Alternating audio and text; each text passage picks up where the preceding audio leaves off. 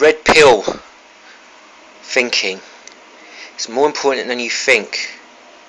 It may seem like an obsession to some people going on about gender, but it doesn't matter what your political perspective is, or your worldview, or your religious view, because if you don't decode or deprogram yourself, and you don't see things from a red pill perspective, your analysis on a lot of subjects is useless. Gender is at the root of a lot of things. How the genders interact, how they treat each other, the incentives for both genders, the motivations, the psychological makeup of both genders. You see, without decoding it, analysis on a lot of problems is just pointless. Economics, child abuse, law, divorce, dating.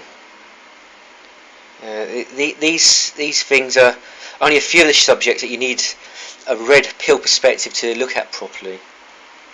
You see, if you're looking from a feminist perspective or a right-wing chivalrous pro-female perspective, it doesn't matter, because you're thinking with emotion. You're thinking with your biologically programmed instincts that are maladaptive for the 21st century, and that probably have been maladaptive for at least 150 years.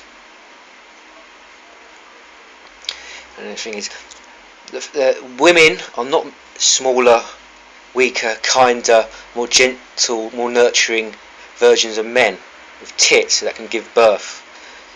Women have got vastly different psychological makeup to men.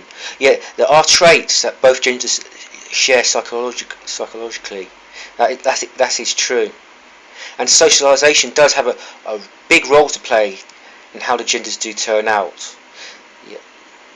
But there is a difference, and if you don't look at things properly, dispassionately, objectively, and you just use emotion, you're going to get nowhere. For example, when we analyse female motives as a society, we always rationalise and make an excuse.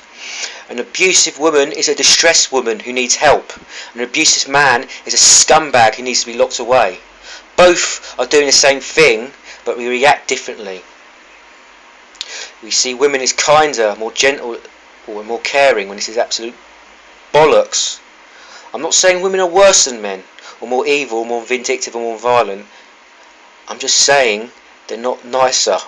I think they're just as bad as men, and their shit does stink, frankly.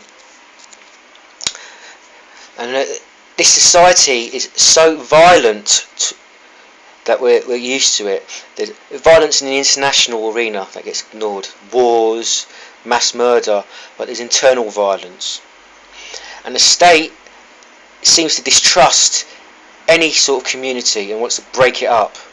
And the best way to break that up is divorce. It is consumerism. It is individualistic, narcissistic females given power over the family unit. Females have power over the family unit. It's females that have self-destructed the family unit, causing more poverty and more mental illness. And this plays into the state's hands. Okay, it's females who have complete power, and no blue pill rationalisation is going to cover for this. So while my channel is going to look at dating at first, I will move on to other subjects. That's all I've got to say for now.